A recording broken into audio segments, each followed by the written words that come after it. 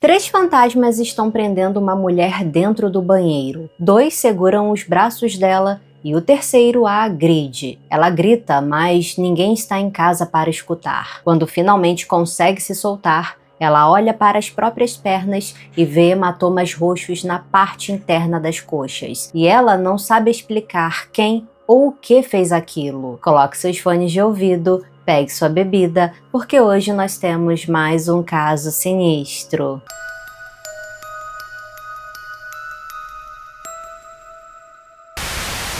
Doris Bitter era uma mãe solteira de 4 filhos que, no verão de 1974, virou o centro de uma das investigações paranormais mais documentadas da história americana. Fotos, gravações de áudio, quase 30 testemunhas diferentes. E no meio de tudo isso, um parapsicólogo cético, que décadas depois ainda chama esse caso de o Monte Everest da carreira dele.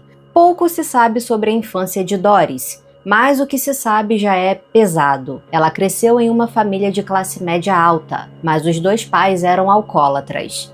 Alguns dizem que ela sofreu abuso sexual dentro de casa quando ainda era criança. Na adolescência, Doris se afastou da família, começou a participar de sessões espíritas e foi se aproximando do ocultismo. Só que os pais dela não gostaram nada disso, então a deserdaram.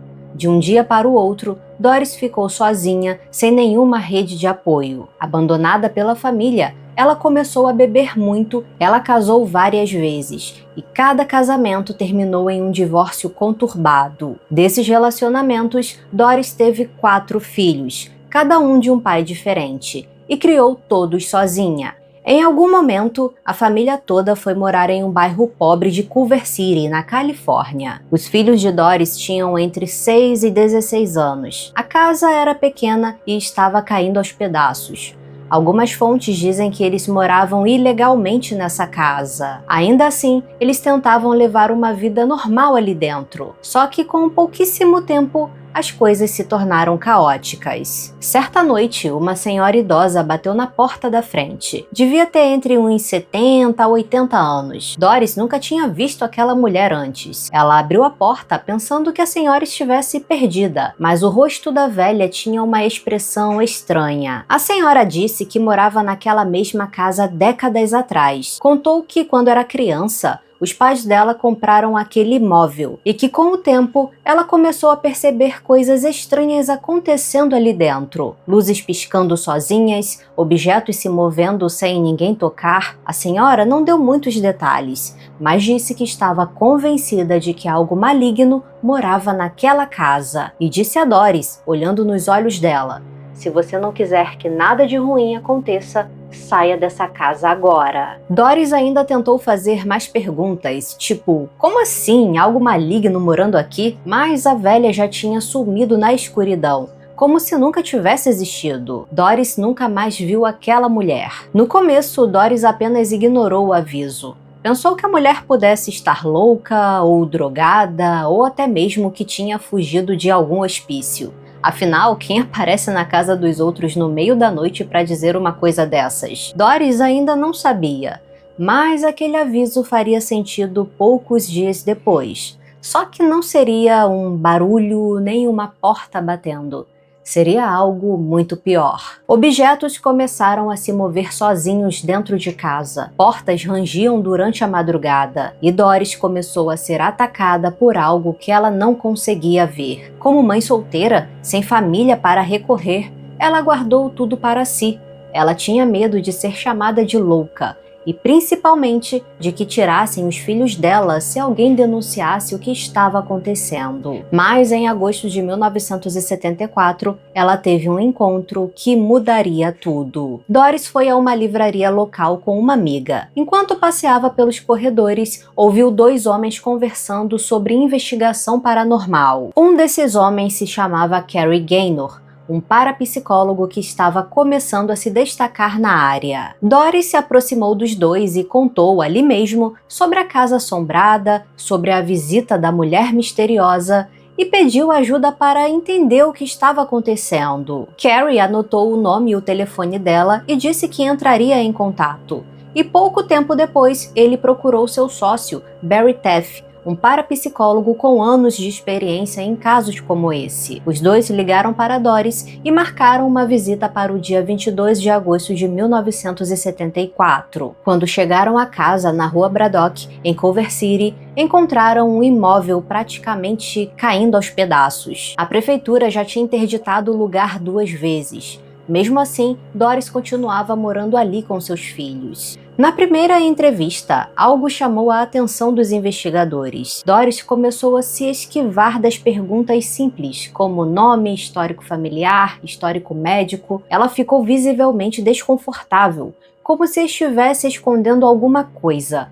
Ou tinha algo difícil de falar em voz alta. Depois de quase 2 horas de perguntas sem sair do lugar, Carrie e Barry tentaram recomeçar a entrevista do zero, e foi aí que Doris simplesmente desabou. Ela começou a chorar e soluçar, perdeu completamente o controle. Confessou que tinha sofrido abuso na infância e que enfrentava um grave problema com bebida alcoólica e, entre lágrimas, começou a contar tudo o que tinha vivido nos últimos meses. Ela listou vários ataques de criaturas invisíveis dentro de casa, e contou algo ainda mais perturbador: um abuso sexual cometido por 3 entidades diferentes. 2 deles a prenderam dentro do banheiro, enquanto um terceiro a violentou. Doris mostrou aos investigadores as marcas roxas na parte interna das coxas, e eles olharam aquilo em silêncio. E, sinceramente, a primeira reação dos dois foi de desconfiança. Eles já tinham visto casos parecidos antes.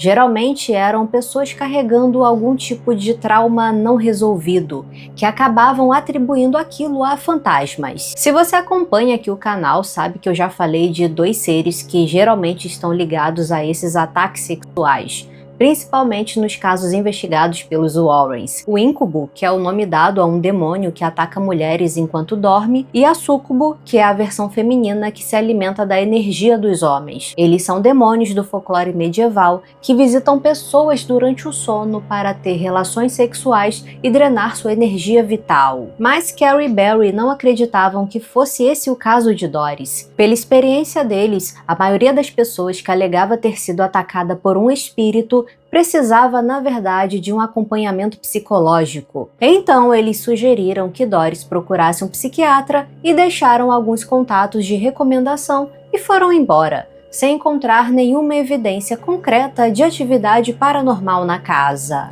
Mas, 10 dias depois, o telefone deles tocou de novo. Era Doris, implorando para ser ouvida. Dessa vez, ela disse algo diferente que despertou a atenção dos investigadores. Ela não era mais a única testemunha a presenciar as atividades na casa. Vizinhos e amigos também tinham visto coisas estranhas acontecendo. Barry e Carrie pensaram de novo que talvez fosse só mais uma mentira, mas como agora havia outras pessoas envolvidas, eles decidiram voltar. Quando chegaram à casa, encontraram um grupo de vizinhos parados do lado de fora, e cada um deles contou a mesma história. Eles viram luzes fracas surgindo do nada, rondando a casa antes de desaparecer. Silhuetas humanoides vistas pelo canto dos olhos, que desapareciam assim que alguém olhava diretamente para elas, e um cheiro muito forte de carne humana em decomposição, se espalhando pela vizinhança inteira, e a origem daquele fedor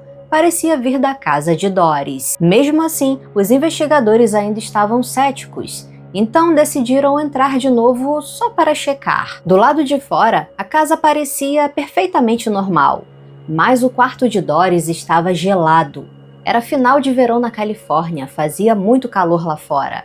E a casa não tinha ar-condicionado nenhum. Mesmo assim, aquele cômodo parecia um freezer. Os investigadores pegaram um termômetro do kit de equipamentos e aí veio a primeira contradição impossível de explicar. O termômetro marcava a temperatura normal, mas todo mundo ali, sem exceção, sentia frio ali dentro. Enquanto vasculhavam a casa, começaram a sentir o mesmo cheiro fétido que as testemunhas tinham descrito. Eles procuraram a fonte, talvez um cano estourado, um animal morto ou qualquer coisa, mas não encontraram nada. Quando eles voltaram para a cozinha para continuar as perguntas, Doris conversava com uma amiga. O que aconteceu em seguida faria Barry e Carrie abandonar quase todo o ceticismo que carregavam até aquele dia. Nesse momento, um armário se abriu sozinho e uma frigideira saiu voando de dentro dele, atravessou a cozinha inteira e caiu no chão. Os dois investigadores foram correndo até o armário procurando por fios, molas ou qualquer dispositivo escondido que explicasse aquilo,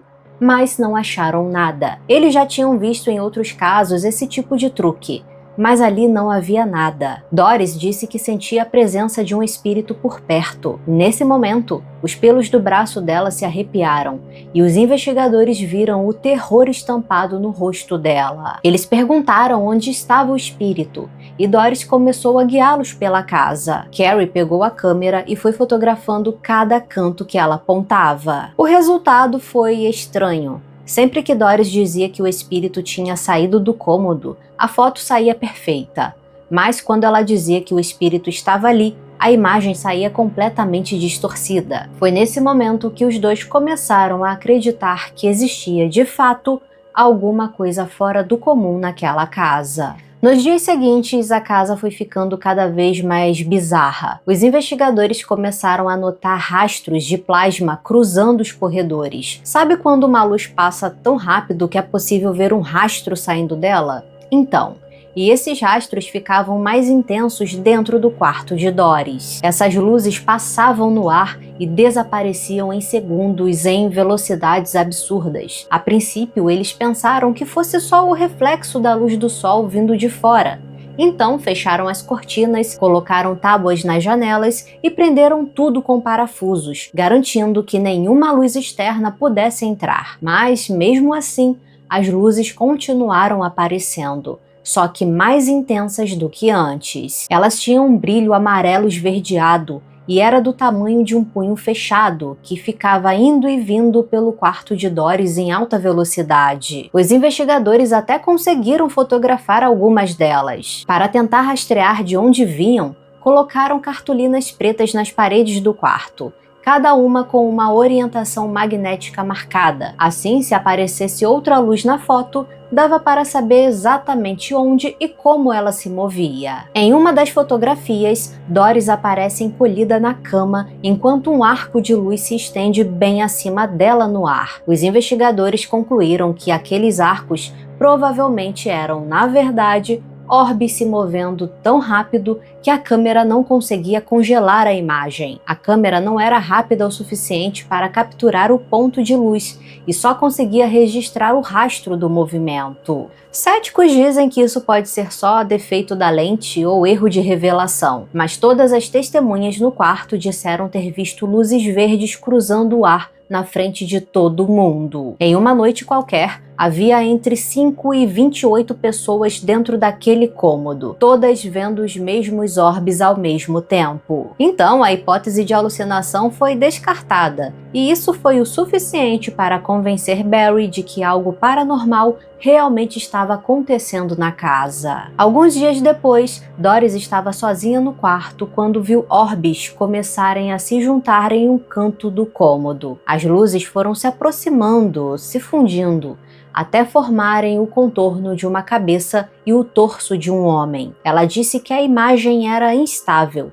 difícil de enxergar direito, mas por um instante pareceu que aquela figura se movia. A coisa parecia gesticular no ar, como se estivesse falando com alguém. E então, do nada, os orbes se desfizeram. Passados alguns dias, o telefone de Barry tocou de madrugada. Era Doris de novo, gritando histericamente. Ele mal conseguia entender o que ela estava dizendo. Doris disse que os parafusos que prendiam as tábuas nas janelas tinham se soltado sozinhos, e no instante em que ela entrou no quarto, eles saíram voando e quase acertaram o rosto dela. Os investigadores pensaram a princípio que Doris pudesse ter tirado as tábuas sozinha, mas ela era uma mulher pequena, magra e não teria força nem ferramentas para arrancar os parafusos daquele jeito. Ela implorou para que eles voltassem. Então Barry e Carrie pegaram o equipamento, incluindo uma câmera de alta velocidade, e foram até a casa dela. Assim que entraram, orbes brilhantes começaram a cruzar o ar, cercando todo mundo que estava ali dentro. Os investigadores ligaram os contadores Geiger na hora,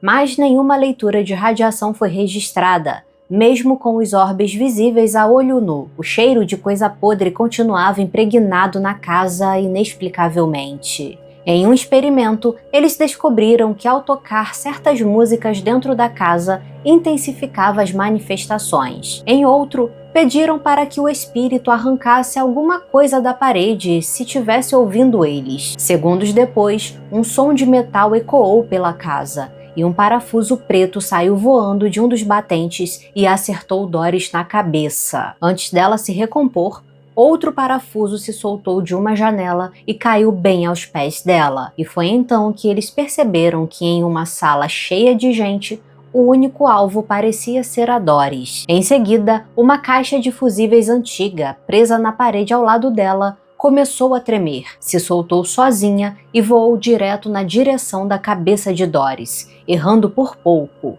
o que confirmou a hipótese de que algo naquela casa tinha apenas a Doris como alvo. A essa altura, Barry e Carrie já não tinham mais nenhuma dúvida. Alguma coisa dentro daquela casa estava tentando machucar Doris Bitter. Na experiência de Barry, uma casa costuma ficar assombrada depois de uma morte traumática, quando o espírito acaba preso naquele lugar. Mas a maioria dos casos que ele investigava não eram fantasmas comuns, eram poltergeists. A palavra poltergeist em alemão significa espírito barulhento. É uma forma de energia psicocinética que costuma vir de alguém jovem, caracterizado por perturbações físicas em um ambiente, como objetos voando, portas batendo sozinhas e, às vezes, até incêndios começando sem explicação. E o poltergeist quase sempre foca em uma única pessoa. Nesse caso, era a Doris. O filho adolescente dela contou aos investigadores que viu a própria mãe ser atacada por algo invisível. Ele tentou ajudar, mas foi jogado para o outro lado da sala. Enquanto a investigação seguia, os pesquisadores repararam em outra coisa. O problema de Doris com a bebida estava piorando. Toda vez que iam até lá, ela estava com uma cerveja na mão. E, curiosamente, quanto mais ela bebia, mais intensa ficava a atividade paranormal. Foi assim que eles entenderam por que ela tinha evitado tantas perguntas na primeira entrevista. Se soubessem desde o começo que ela era alcoólatra, talvez não tivessem acreditado em nada do que ela contou. Depois de cerca de 10 semanas de investigação, a atividade na casa começou a diminuir. Barry e Carrie levaram outros pesquisadores para tentar se comunicar com o que quer que fosse aquilo. Em algumas noites, nada acontecia. A casa ficava completamente quieta. Em outras, objetos voavam e entidades invisíveis tentavam atacar Doris. Mas aos poucos, tudo foi se acalmando. E ao fim daquelas 10 semanas, Doris finalmente juntou dinheiro suficiente para sair daquela casa. Ela se mudou para Carson, na Califórnia, a cerca de meia hora de Culver City. Tentou deixar tudo para trás, até mesmo se afastou dos próprios investigadores. Mas eles a encontraram de novo, algumas semanas depois, e dessa vez mantiveram tudo em segredo, porque Doris não queria que os novos vizinhos soubessem da história dela. Mesmo assim, a atividade paranormal a seguiu até a nova casa. Panelas começaram a voar pela cozinha, portas abrindo e fechando sozinhas, eletrodomésticos ligando e desligando por conta própria, sem ninguém tocar em nada. Era o mesmo padrão da casa anterior. Só que agora, Doris estava exausta de ser chamada de louca e não queria mais chamar atenção. Os investigadores voltaram levando os equipamentos escondidos dentro de pastas, para não levantar suspeitas dos vizinhos. Eles instalaram gravadores de áudio e microfones na sala e no quarto. Em um dos dias, um vaso saiu voando e se estilhaçou no chão bem na frente deles. Quando ouviram a gravação daquele dia depois, escutaram uma respiração profunda perto de um dos microfones. Conforme a respiração ia diminuindo, eles ouviram um som de passos pesados no chão, seguido por um som de algo arrastando, como se alguma coisa estivesse mancando pela casa ou puxando algo pesado pelo chão. De repente, um dos microfones simplesmente desligou sozinho. Como o espírito claramente tinha seguido Doris até a nova casa, os investigadores repetiram os experimentos anteriores. Colocaram quadros negros nas paredes do quarto e vedaram as bordas com fita adesiva. Aos poucos, uma força invisível começou a puxar a fita das paredes, e assim que a fita saiu por completo, um dos quadros voou na direção de Doris. Entusiasmado, Carrie pediu que o espírito repetisse o gesto, como se quisesse uma prova extra, e segundos depois, mais uma fita foi arrancada e outro quadro voou na direção dela. Doris não aguentava mais. Ela odiava o fato de não conseguir escapar daquilo, não importava para onde fosse. Sentia que tinha virado uma cobaia de laboratório para Barry e Carrie. Ela se mudou de novo, dessa vez para San Bernardino. E, segundo os relatos, a mesma atividade a seguiu até lá. Não demorou muito para Doris decidir sair da Califórnia de vez. Surgiu um boato de que ela teria engravidado de um dos fantasmas. Outros diziam que a gravidez era, na verdade, de um namorado, o que é bem mais provável. De qualquer forma, era exatamente esse tipo de fofoca que ela estava tentando evitar. Doris foi morar no Texas, e a partir dali, os investigadores perderam completamente o contato com ela. Enquanto isso, um escritor chamado Frank De Felitta estava terminando um livro baseado no caso de Doris, chamado A Entidade. Ele acreditava profundamente na história dela e queria contá-la ao mundo. O escritor entrou em contato com Barry e Carrie para fechar os últimos capítulos e perguntou o que eles teriam feito se tivessem tido mais tempo com ela. Barry disse que o ideal teria sido levar Doris para um laboratório controlado para recriar a casa dela lá dentro e monitorar tudo, de todos os ângulos, com câmeras térmicas e equipamentos de medição eletromagnética. Mas aquilo nunca passou de um plano. Doris não queria mais nada com experimentos nem com os investigadores. Frank lançou o livro em 1978 e vendeu os direitos para a 20th Century Fox.